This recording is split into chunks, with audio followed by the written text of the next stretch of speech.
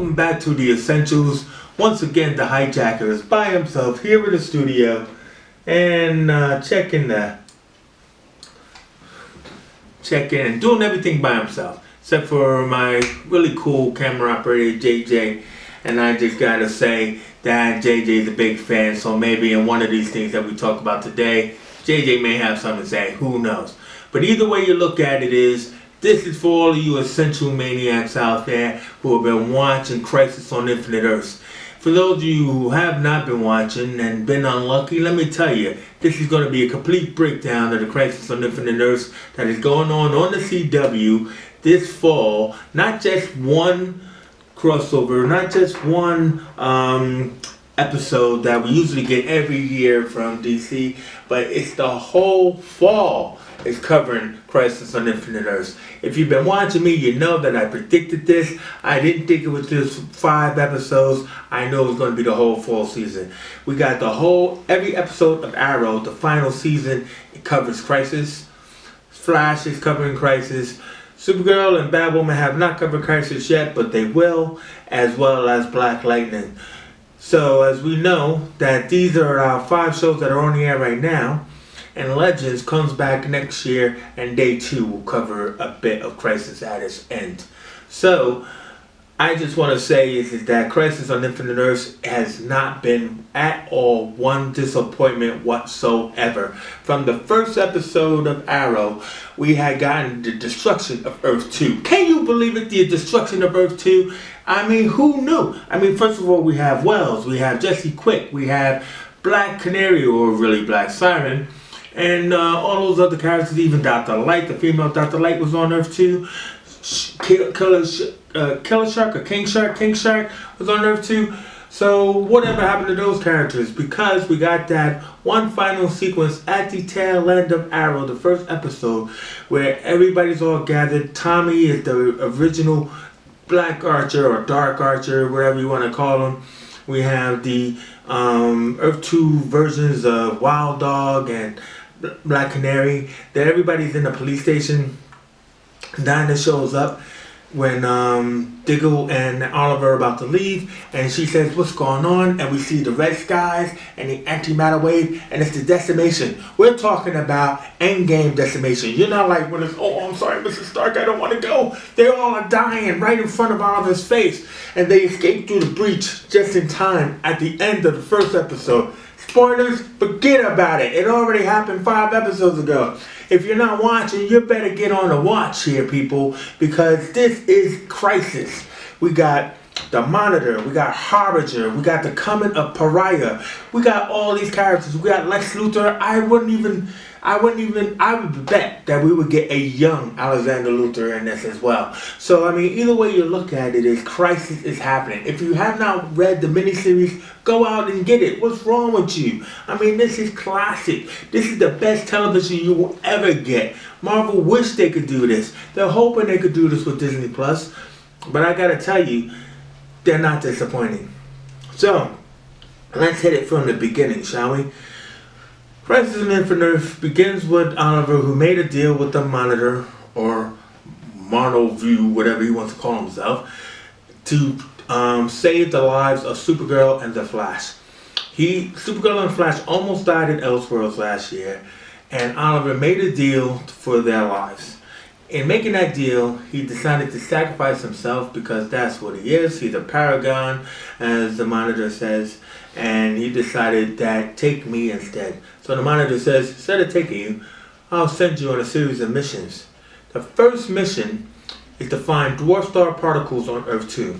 Now, this is what I don't like about these punters out there, man. And this is why you should be listening to me here on Essentials. Nobody knows what dwarf star particles are.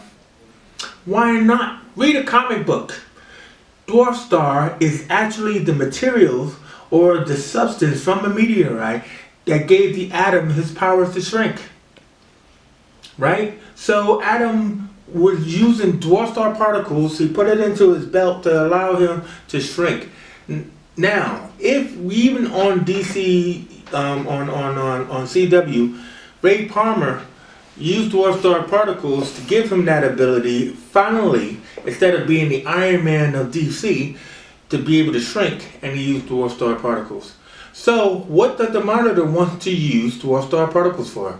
What does he need to shrink? Now in the comics we know that there was this big tuning fork that was used to battle, that the Anti-Monitor was building, that the Monitor wanted the heroes to stop. So maybe that's what it is. He wants to shrink the tuning fork to the device that the Anti-Monitor wants to use. So that's where it'll come back. Now, second episode sends Oliver off to Hong Kong. Now, what they're doing, which is very clever and intricate, it seems like in these 8 episodes of Arrow, they're going to go over the 7 seasons of Arrow, right? Where they're going to send Oliver back through his life.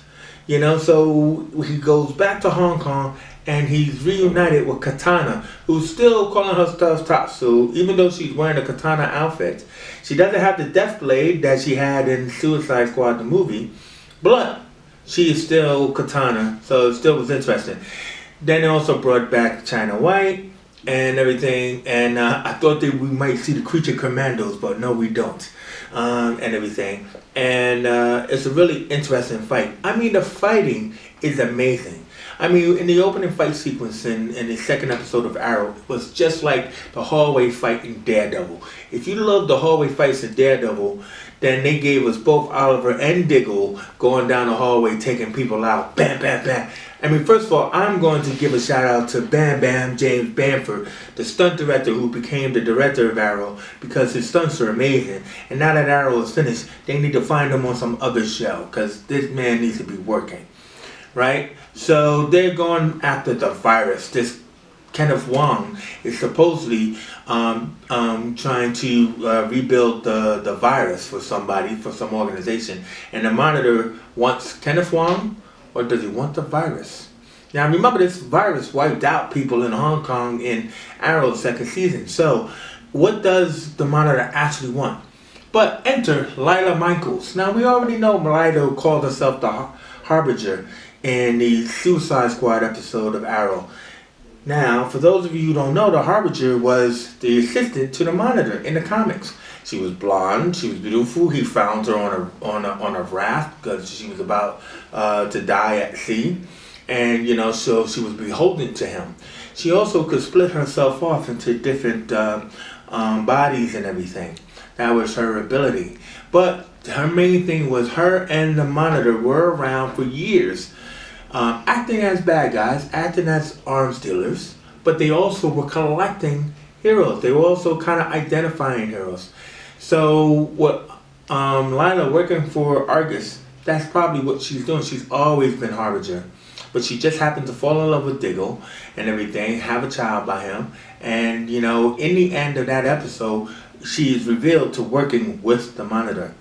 And she's like, hey, look, John almost got killed. He's like, I don't care about that. Do you got that package for me? She says, yes, I got Dr. Wong. So now he has 2 things, right? So the Monitor has 2 things that he's putting together. It's kind of like what they used to do in DC Comics, where they used to have like the heroes go out and find pieces of one element. You know, so you have a team go up here, a team go up here, and everything like that. And it usually be like 7 pieces. So is that what's happening on Arrow? Is that he's building his device leading up to that episode in Crisis, where, you know, that device will be put into use. That's what I think is going on. Now, we have not seen Pariah yet, and we do know that Tom Cavanaugh is playing Pariah, the one who is Dr. Wells. So, with this moment, let's go to the Flash. So the Flash starts off with the Monitor showing up, reminding him that, Flash, you must die. Right? On the particular date that his final episode is supposed to play. His episode that is part of the major crossover. So, will Flash die? Now, Barry is like, look, I'm not going to fight this. I was like, you got to fight this. We got to fight this. When I was going to die before that. And he says he goes to Earth 3 to meet his Jay Garrick, who looks like his dad. And who's married to Joan Williams, who looks like his mom. Well, pretty freaky that, but cool. And he sees billions and billions of timelines where if he doesn't die, everybody dies. So we see this big antimatter wave where, you know, Elongated Man and Vibe and Killer Frost all burned, even Iris and Joe and everything. And Barry freaks out because he watches all of this. And two things to be told in this. Cisco's no longer Vibe. I mean, he took the cure. So is Cisco somehow going to retake the element to become Vibe again? Barry decided to make a decision that, you know, I gotta teach the team how to get along in the world without the Flash. Now, what's great is that Guggenheim and his people and Greg Berlanti have watched Endgame furiously. And they're like, this is that whole Doctor Strange moment. There's billions of worlds I've seen, but there's only one. Right? Now, Barry's like, there's only one universe where I die. And that's when everybody else survives. So, he's predicting his own death. Now, Iris says, look. So, Iris says, well, what about 1,000,000,001? What about 1,000,000,002? We can't give up on this. So Barry's like, you know, listen, I'm gonna fight as hard as I can, but I'm gonna teach everybody how to get along without me and everything, because I, like Evan Kubler-Ross, have accepted my death as long as it's done heroically and everyone else lives. But my point is, you know, will Cisco get his powers back? Now, the next episode that's coming up this week, we see that Danny Trejo is back, which means Breacher is back. But he's upset. He's upset because could his daughter be dead? You know, Gypsy, right? Now, Cisco's already got a new partner, so, I mean, we don't really need Gypsy anymore. But, like, in that aspect, you know, maybe that has happened. Maybe that Breacher comes back to give Cisco his powers back. That's my prediction, that Cisco is going to get his powers back from Breacher, alright, because, you know, Gypsy's gone, alright, so that's what's happening. Before I move off from the Flash, I want to talk about the Elongated Man. Now, Ralph is one of the funniest characters on that show. They've been really doing some heavy back swings on this Sue Dearborn character. Now, for all those who read comics and everything, like, we know that Ralph and Sue is the thing. That's the power couple. More so than Barry and Iris. So, I mean, like, in that aspect is that they are doing this big, heavy reach out to Sue Dearborn. Now, the last episode, we got Ralph. We finally met Ralph's mom, who was always name dropped here and there. But for those of you who are keen and clever to figure this out, I think Ralph's mom looks a lot like Sue Dearborn will look. Because obviously, as men and women, we usually pick our parents as our partners. I know, strange, but it's true. Right? So, Ralph's mom looks a lot like what Sue would look like. With that attitude, that cool. Like, especially that scene in the bar where they both notice, like, the where the cameras are. Right? Because the best thing about Ralph and Sue were they were like a Nick and Nora Charles. They were like detectives. And that's always a show I thought would be a great spin-off of The Flash. Would be the Elongated Man and Sue as like a Nick and Nora Charles type. So even though everybody's predicting that it's going to be the Superman Lois with the Super Son Jonathan Kent as a series, I think that potential series of the Elongated Man and Sue solving mysteries, I think that'd be perfect. That'd be a great spin-off. So I just wanted to say that because I like to say these things before they occur and then look back as, was I right, was I wrong? Now, Supergirl and Batwoman, right, not much to say about these two because they're going very slow. They're going like they would normally go, you know, before you get up to the crisis. They're not doing any big drops into the crisis as they could. So Marno Vu has not visited them yet.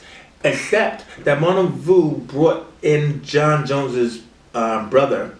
Why did he do that? See, that has to be the question. You know, because he brought him from the Phantom Zone to kind of like, what, distract Supergirl and her team? Could be.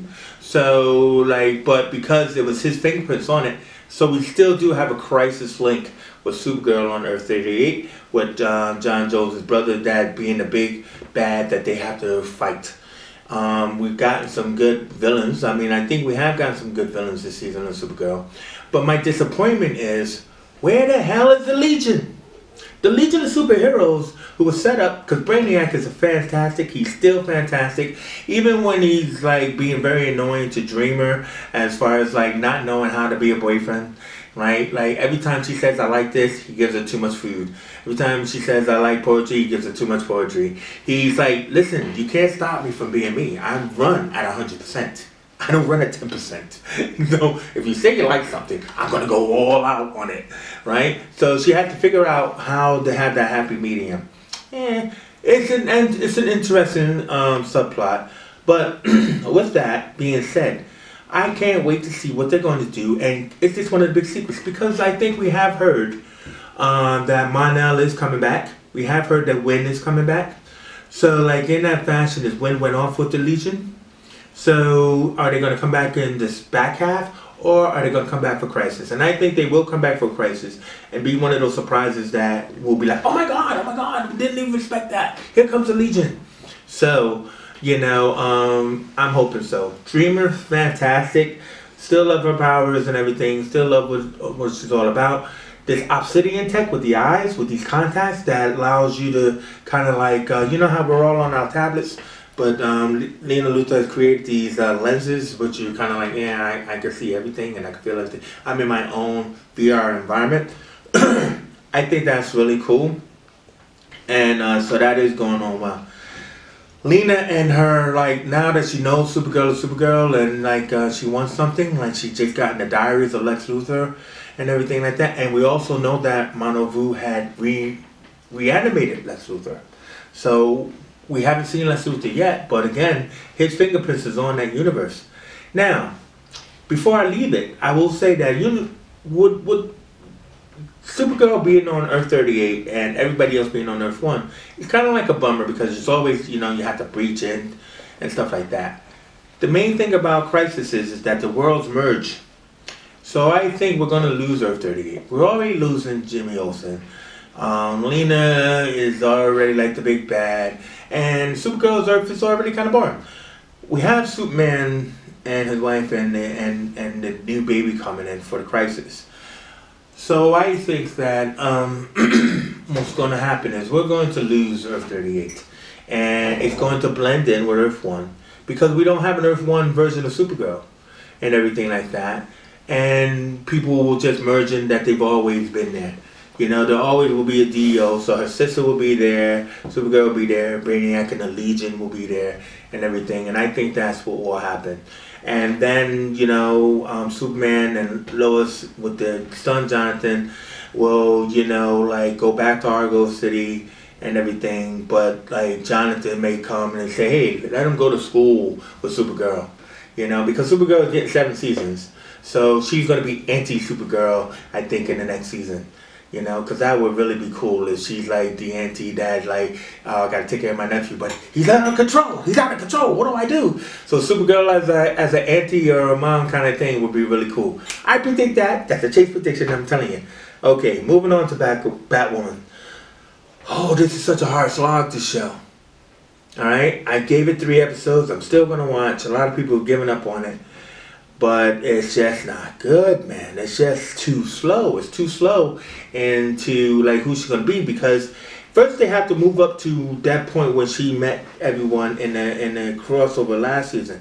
So that means she knows about the Bat villain. She's a little bit more comfortable being Batwoman. She only just now got the red wig, and she fought what's his name? Hush, Tommy Elliott, in the last episode. And like, so we finally got our first villain with a name drop to the Riddler and everything. And it was a good fight, and she didn't kill him, so he's off to jail. But I mean, like, it just wasn't. You know what I mean? It's just she had to really get comfortable in the role of being Batwoman. So she just now became Batwoman. So I had to continue watching, all right, and everything else like that. But I am looking forward to the episode where she teams up with Supergirl. I think that's going to be, not this episode this week, which will be episode 4, but I think it'll be like 5 or 6 that she's going to team up with Supergirl before the big crisis. So I look forward to that. So that way it comes up to the time frame when like they all came to her last year That's what I mean, and stuff. And so I look forward to that to see where it goes. Black Lightning. My God, this is such a hard watch because it's a black show. They've had him in this prison for way too long. You know, I hate the beard. The beard, I hate it. I hate it. I hate it. Tobias is still charismatic and funky Tobias well, and he's getting out. We know he's getting out, but they're gonna let him out. But what I can't understand or get, and don't know what they're taking so long is the Outsiders. We're supposed to get Black Lightning and the Outsiders. Now we got a new Black Lightning suit, which looks really cool. It's not as big and robotic as the other suits and everything, but we got too much of what's her name, Thunder, as this Nightbird or whatever her name is, you know, and she needs to be Thunder. So where did she go? You know what I mean? Now that Black Lightning is back, she might be back, and everything. And then we have Lightning as Lightning, finally using her powers. But I got to tell you, I'm a man, right? And I don't mind saying this, but I don't know. Jordan Calloway as Painkiller. This is one sexy bro. He is hot, and he's hotter than hot. I could say it because he's like he needs to be an action hero. This guy, you know. I mean, he just anyway. So he just was kicking butt, you know, in this last episode, and like I don't care what you're thinking about me. I'm just saying, but like, he was just hot. Look at that. Look at JJ. Like, anyway. Killed his mom though, so that was really kind of bad, man. You know, and can't wait for him to confront Lightning, his girlfriend, and stuff like that. You know, but they wiped his memory, and he's just kind of like this, you know, machine that knows everything. Like he knows all these fighting styles and all that, and you know, and he's just super badass. So he's gonna be hard to take down, and everything. So I look forward to that big battle, and. So they finally reunited the Pierce family, which I thought was kind of weird because they reunited and then everybody's like, "Oh, I'm going to bed. I'm going out. I'm gonna," and you know, Justice Pierce is like, "Yo, whoa, we're not gonna hang out. We just got here." Now, and then he just goes up to bed. But like, what I thought was kind of a shame is that they didn't even show Gamby's reaction. I mean, Gamby, man, this is your boy. This is your blood. This is the guy who's watching out for your kids. And they should have had the reunion of him and Gamby. I mean, that would have been really, you know, that would have been really cool. I didn't like that at all. Chase. So, I mean, like, we got the Markovians, we got the talk of the Outsiders, and we got this guy, Odell, trying to, I think he's trying to build the Outsiders. But it's just like it's taken so long to do that. I just think that if we know it's coming, you don't have to delay us from knowing it's coming. We got the tattooed man that's back. You know, Tobias is going to get out. You know, he's going to be freed because I think they need to create a villain for the Lightning family to fight or the Outsiders to fight. So, you know, what I'm just trying to say is we got the Halo. We had Looker, so first of all, show us Looker, you know. We got Thunder and Lightning, Grace Choi, who is a shapeshifter, not an Amazon, and everything like that. So we got these characters. We got this Wind Dancer girl and everything. So we got all these characters that will make up the Outsiders. So let's see it. Because now that Jefferson is back, it's not like he's going to go back to become a teacher. But he should be back to train a team that will be the Outsiders to take out the Markovians. I think that's the direction they're trying to move in. But they're moving into it very slowly. They're not being very realistic in their storytelling and everything. So that's my opinion, I guess. That's what I'm saying. I'm sticking to it. So those all of the 5 series of DC CW. Legends will come back next year, right? At the end of Crisis, which we know we're going to get Jonah Hex. That should be really awesome. Now, the only thing I was just saying was I just saw a thing where we're going to get the Spectre, right? But they don't have the original actor who played the Spectre on Constantine. So it's going to be kind of confusing. But somebody said that because that rumor of Lucifer joining into the Crisis, that Lucifer was going to play the role of the Spectre. Now I think that would have been really damn cool and everything like that. But it's only a rumor, and so we might still get the real Spectre involved in this. Are we going to get Krona? Right? Because that's the tie to the Owens, which is the tie to Green Lantern. And that was supposed to be where Pariah came from. And watching what Krona did. There's been no mention. Big rumor of Diggle becoming Green Lantern. Now let me just say, do anybody see what I see? When Diggle was Spartan and he was wearing a helmet, it was just a helmet, and he was fighting and he had his gun. But now, do you notice how his gun fires a green laser light, and how his helmet has a green mask, a green light under his mask? So I think they're really teasing us with the whole Green Lantern thing with Diggle. But also too is the fact that we have what I was going to say. We have oh man, I just lost my train of thought there for a second. All right, but while I lost my train of thought, it's probably because I want to talk about the Titans. JJ wants me to talk about Titans. I want to talk about Titans. What an awesome show! What an awesome show this is. Because, first of all, I liked season 1. I liked Batman. I liked the Hawk and Dove. I like all of that stuff that was set up.